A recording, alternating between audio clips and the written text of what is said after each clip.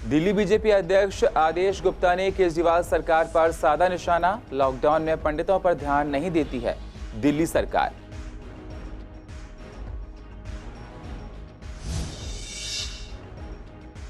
कृष्णानगर की पुलिस के हाथ लगी बड़ी कामयाबी। 3 चैन स्नैचर को किया गया गिरफ्तार। 2 स्कूटी और 1 बाइक भी हुई बरामद। आगे की पूछताछ जारी। Shahdara north zone, Shahdara south zone में हाउस टैक्स के लिए खुले दफ्तर। सोशल डिस्टेंसिंग के साथ टैक्स हो रहा है जमा। लोगों की शिकायत, सर्वर नहीं कर रहा काम। शादरा रेलवे स्टेशन की काफी दिनों से टूटी पड़ी है सड़क। आने जाने में लोगों को होती हैं दिक्कतें। कई बार हो चुके हादसे, प्रशासन नहीं देता कोई ध्यान।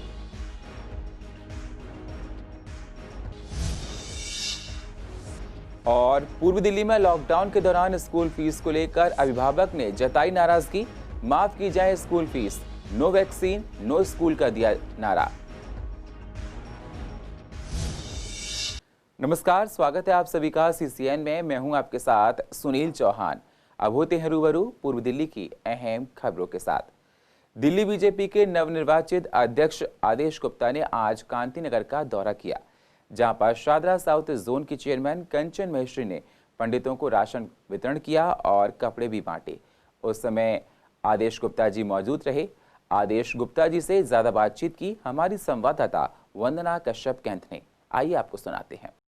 दिल्ली के नए बीजेपी के प्रदेश अध्यक्ष गुप्ता जी मेरे साथ मौजूद हैं। उनसे बात करते हैं और जानते हैं कि आगे की क्या कुछ रणनीतियां तैयार की जा रही हैं। बिल्कुल, हम लोग भारतीय जनता पार्टी के कार्यकर्ता हैं, हमेशा जिम्मेदारियां निभाते आए हैं। जिस तरह लॉकडाउन पीरियड में इतनी बड़ी महामारी के समय में भी बिना सरकारी सहायता के हम लोग 1 करोड़ लोगों तक राशन, ज़रूरतमंदों को राशन, भोजन और खाद्यान्न वितरण किया है, तो आगे भी लोगों की सहायता करेंगे और निश्चित रूप से संगठन को भी मजबूत बनाएंगे। बिल्कुल वो भेदभावपूर्ण रवैया है, जहां एक तरफ उन्होंने एक धर्म के लोगों के पूजा इमामों को और मौलवियों को उन्होंने सैलरी देने की बात कही और सैलरी दे रहे हैं, वहीं दूसरी तरफ हमारे जितने मंदिर हैं उनके जो पुजारी हैं वो बेचारे इस समय बहुत परेशान हैं और उनको भी सैलरी फिक्स करनी चाहिए दिल्ली सरकार को। निश्चित रूप से आज इस कांति नगर वार्ड में जो हमारे पूजनीय हैं ब्राह्मण हैं मंदिरों में, उनको खाद्य सामग्री एक उनको शॉल और 1100 रुपये उनको दिए गए हैं। और क्यों ना दिए जाएं। एक तरफ दिल्ली में एक सरकार इतना सौतेला व्यवहार करती है कि मौलवियों को, इमामों को 17,000, 18,000 की सैलरी देती है, तो क्या उनको नहीं दिखता कि यहाँ पर बहुतायत मंदिर भी हैं और उनके अनुयायी भी हैं।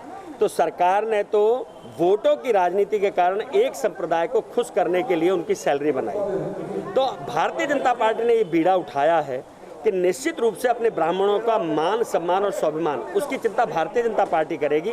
उसके तहत हम 40 कार्यक्रम कर चुके हैं अभी तक अपने ज़िले में और सभी ब्राह्मणों को हम आमंत्रित करते हैं, उनका सम्मान करते हैं और उनको ये हम सहयोग करते हैं। देखिए, ये जितने भी पंडित हैं, इनका कहना है कि इनके मंदिरों में ये इतनी सेवा करते हैं परंतु इनकी कोई भी तनख्वाह नहीं है। दिल्ली सरकार का दोगला व्यवहार आप देख सकते हो, किस तरह से वो दोगला व्यवहार करते हैं। एक समुदाय के लोगों को वो 18,000, 20,000 हज़ार क्या 24,000 रुपये देते हैं, परंतु दूसरी तरफ हमारे पंडितों को एक चवन्नी तक नहीं दी जाती।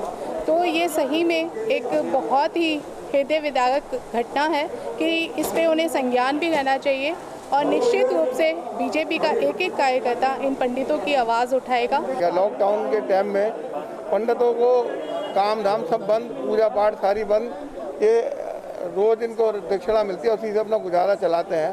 तो भाजपा के सब कार्यकर्ताओं ने अभी पूरे जिले के अंदर कार्यक्रम करे, पंडित लोगों को राशि दी। अभी हमारे विश्वासनगर में भी 5100 रुपये दिए। यहाँ हमने अपनी मार्केट की तरफ से 1100 रुपये सब पंडितों को दान में दिए। पूर्व दिल्ली की कृष्णानगर पुलिस के हाथ बड़ी कामयाबी लगी है। पुलिस ने 3 स्नैचरों को गीता कॉलोनी से गिरफ्तार किया है। पुलिस ने इनके पास से 2 स्कूटी और 2 बाइक को बरामद किया है। साथ ही कुछ कैश और मोबाइल फोन भी मिला है। इन स्नैचरों पर पहले से ही कुछ मुकदमे दर्ज हैं। पहले भी लोग कई वारदातों का अंजाम दे चुके हैं। पुलिस इन लोगों से पूछताछ कर रही है, जिससे और भी वारदातों के बारे में पता लगाया जा सके।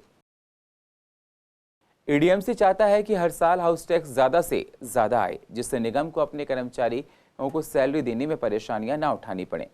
पूर्व दिल्ली के शादरा साउथ जोन और नॉर्थ जोन के दफ्तर में लोग हाउस टैक्स को जमा कराने के लिए पहुंचे, जिस दौरान सोशल डिस्टेंसिंग का पूरा ध्यान रखा गया। लॉकडाउन की वजह से पहले लोग ऑनलाइन टैक्स को जमा करा रहे थे, आगे डेट को एक्सटेंड कर दिया गया था। अब लोगों का कहना है कि सर्वर ठीक से काम नहीं कर रहा है, जिससे हम लोगों को काफ़ी टाइम लग रहा है। निगम का कहना है कि हम चाहते हैं कि ज़्यादा से ज़्यादा रेवेन्यू आए, जिससे कर्मचारियों को सैलरी देने में परेशानी ना हो। दिल्ली सरकार की तरफ से निगम को कोई फंड नहीं मिल रहा है। 30 मार्च तक के लिए हमने लोगों को छूट दी थी, पेनल्टी में, इंटरेस्ट में और MVC थर्ड के जो बढ़ी हुई दरें थी उनमें छूट दी थी। उस छूट को हमने ड्यू टू कोरोना हमने उसको एक्सटेंड किया है 30 जून तक। और 3 दिन पहले हमने अपने जोन के अंदर, हमारे जोन के जो डबल एजेंसी हैं गौरीशंकर शर्मा जी, और हमने जो हमारे सीनियर, हमारे जो स्टैंडिंग कमेटी चेयरमैन हैं, मेयर हैं, इन सब से सलाह करके हमने अपने जोन के अंदर मैनुअल शुरू कर दिया है और रिस्पॉन्स भी हमें मिल रहा है हमें। और अभी सब निगम पार्षद अपने अपने वार्ड में कैंप लगाएंगे। 8 मई से ऑनलाइन हमारा हाउस टैक्स होना जमा हो चुका है। रेस्पॉन्स मिला है लेकिन कम रेस्पॉन्स है, क्योंकि कई लोगों का शिकायतें आई हैं कि ऑनलाइन जमा नहीं हो पाया। मैनुअली भी हाउस टैक्स जमा करना चालू कर दिया है। सोशल डिस्टेंसिंग है, दफ्तर सारे खुल गए हैं, हमारे जो कर्मचारी अच्छे ढंग से काम कर रहे हैं, हमें उम्मीद है कि बहुत अच्छा कलेक्शन आएगा। 18-19 तक का जिन लोगों ने हाउस टैक्स आज तक कभी जमा नहीं किया, उनको कोई ब्याज पेनल्टी कुछ नहीं देना पड़ेगा। और काम का तो वैसे नहीं कर रही है, और ये 3-4 दिन से हो रहा है, लगातार कंटिन्यूसली से हो रहा है ये। पूर्व दिल्ली के स्वामी दयानंद अस्पताल में ब्लड डोनेशन कैंप लगाया गया, जिसमें तमाम लोगों ने आकर ब्लड को डोनेट भी किया। ब्लड डोनेशन की दिल्ली में बहुत कमी थी। किसी के ब्लड डोनेट करने से लाखों लोगों की जिंदगियां बच जाती हैं। कोरोना काल में भी लोगों ने आकर ब्लड को डोनेट किया, जिस दौरान सोशल डिस्टेंसिंग का पूरा ध्यान रखा गया है।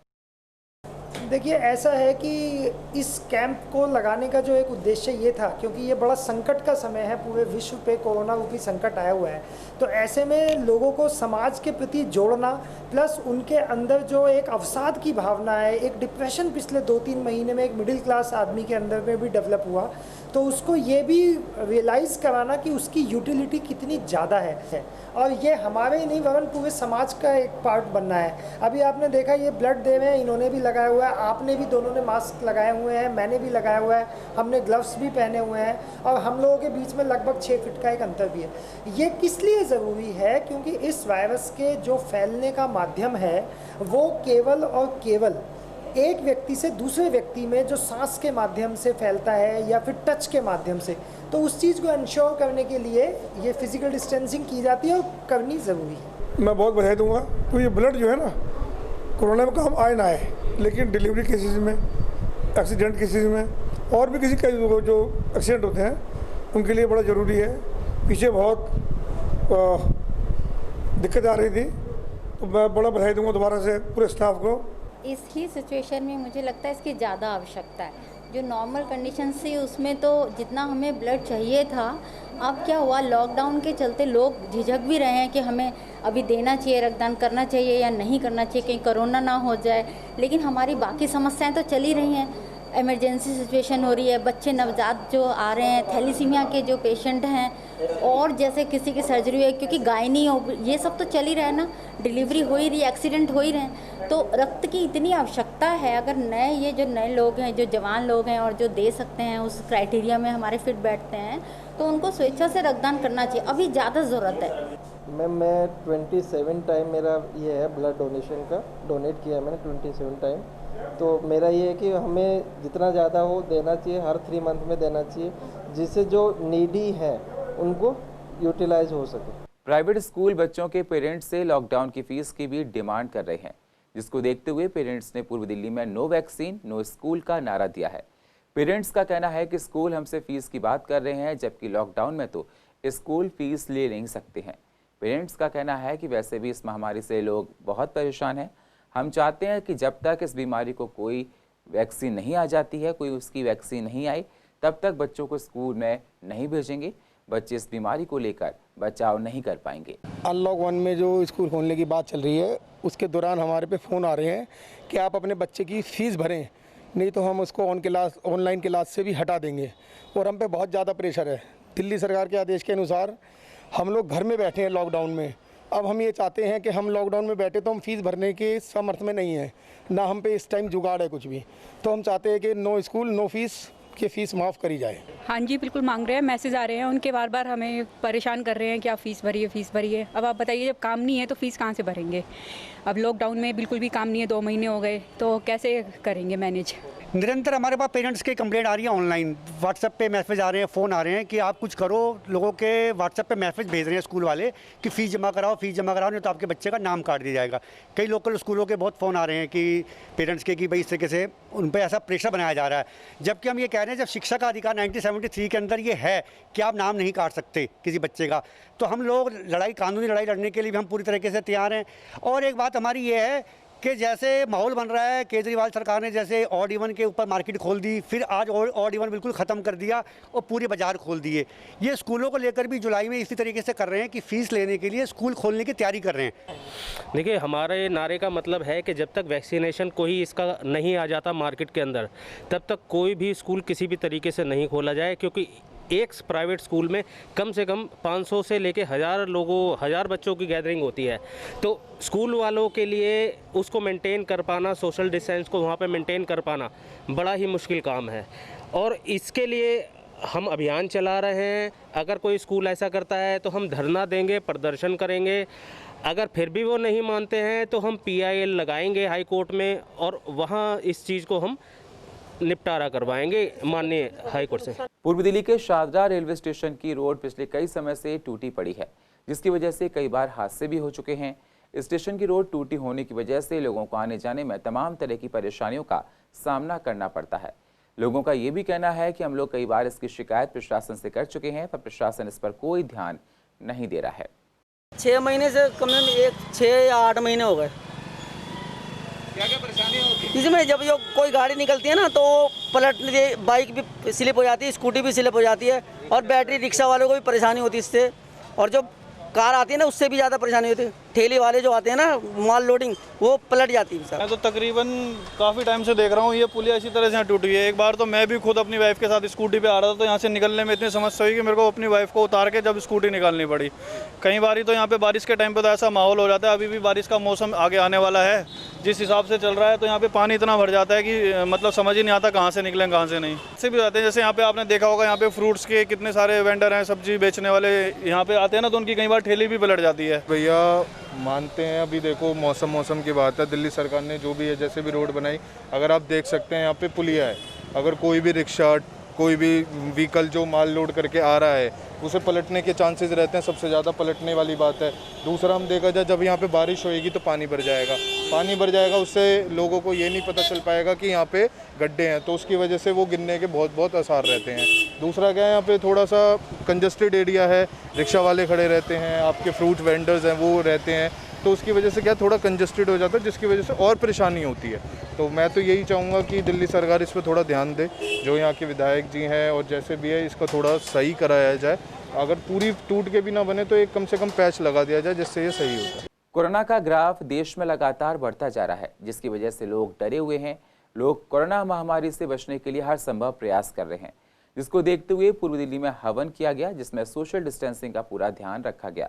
लोगों ने हवन कर भगवान से दुआ की कि इस महामारी के प्रकोप को कम किया जाए, जिससे हम लोग अपने जीवन को आराम से जी सकें। ये जो कोरोना महामारी बीमारी जो हमारे विश्व के अंदर आई हुई है, जिससे सारे विश्व त्राही कर रहा है। हमने यहाँ 2.5 महीने पहले हमने एक संकल्प लिया था कि गरीबों के लिए खाना, कच्चा राशन, सब्जियाँ, मास्क, सैनिटाइजिंग वगैरह हमने बहुत सारी चीज़ें करते आ रहे थे आप लोगों के सामने, आपकी जानकारी में। और उसकी हमने संकल्प किया था कि 4 तारीख को हम इसकी एक यज्ञ करवाएंगे, जो हमारा एक संकल्प था वो ईश्वर ने हमें, परमात्मा ने हमें इसका पूरा किया। विश्व में कोरोना महामारी यज्ञ के लिए शांति यज्ञ करवा रहे हैं हम आज। और जो विश्व में, पूरे विश्व में जो कोरोना महामारी का ये जो प्रकोप चल रहा है, इससे हमें सबको निजात मिले, इसी भावना हेतु आज मृत्युंजय यज्ञ का हमने आज यहाँ पे अनुष्ठान रखा है। जितने भी विश्व के अंदर ये महामारी का प्रकोप चल रहा है, भगवान भोलेनाथ जल्दी से जल्दी इस महामारी से हम सबको निजात मिले, क्योंकि पहले भी ऋषि मुनि हमें यज्ञ करके ही इन सब रोगों को शांति किया करते। तो हम यही भावना रख रहे हैं, भगवान से प्रार्थना कर रहे हैं कि प्रभु हमारे देश में या पूरे विश्व में जो महामारी का ये प्रकोप चल रहा है, इस सब से हम सबको निजात मिले। हम सभी लोग अपने घर से टीका लगा के हैं और यहाँ पर कोई भी ना तो मौली बांधी जा रही है और ना कुछ और किया जा रहा है। सिर्फ मंत्रों के द्वारा यहाँ पर हवन कर रहे हैं विश्व शांति के लिए। कोरोना जैसी महामारी जो आ गई आज हमारे पूरे विश्व में, उससे सभी को बचाने के लिए, उस प्रकोप को ख़त्म करने के लिए आज हवन का आह्वान किया गया था। देखिए, जैसे कि हम सब जानते हैं ये कोरोना एक पैंडेमिक है, ठीक है, और ये छूने से फैलता है, तो इसका पूरा ख्याल रखा जा रहा है। यहाँ पे सब सोशल डिस्टेंसिंग के अकॉर्डिंग ही बैठे हैं यहाँ पे, ठीक है। और हवन हम अपने NGO से समापन हवन कर रहे हैं, जो हमने पिछले 3 महीने से रेगुलर भंडारा चला रहे हैं, उसका समापन हवन है, कोरोना शांति यज्ञ है। और इसमें पूरा ख्याल रखा जा रहा है अपना सोशल डिस्टेंसिंग का। कोई किसी को टच नहीं कर रहा है, सब दूरी से बैठे हुए हैं। और इवन कि किसी ने कलावा या इवन टीका भी नहीं लगाया, सबने अपने सेल्फ टीका लगाया। देश में अनलॉक 1.0 चल रहा है, जिसमें दिल्ली सरकार ने बहुत सी चीज़ों को खोलने की छूट दी है। लोग अपने व्यापार को चला रहे हैं। 8 जून से मंदिरों के कपाट को खोल दिया जाएगा, जिसको लेकर तैयारियां जोरों पर चल रही हैं। मंदिरों को सैनिटाइज किया जा रहा है। मंदिरों में किस तरह की तैयारियां चल रही हैं, इसी को बता रहे हैं पंडित जी। देखिए, कोरोना ऐसी महामारी है, इसमें सरकार बहुत मदद कर रही है लोगों की, अपनी तरफ से प्रयास कर रही है वो इस बीमारी को कंट्रोल किया जाए, जड़ से उखाड़ दिया जाए बिल्कुल, जो है ना। तो इसमें मैं सभी भक्तों से भी निवेदन करूँगा, सबको इस चीज़ का ध्यान देना होगा। मंदिर खुल रहे हैं, 8 तारीख से लोगों का आना जाना शुरू हो जाएगा। मंदिर के जो पुजारी हैं वो भी पूरी तैयारियां कर रहे हैं अपनी तरफ से। हमने भी अपने पूरे मंदिर की साफ़ सफाइयाँ शुरू कर दी हैं।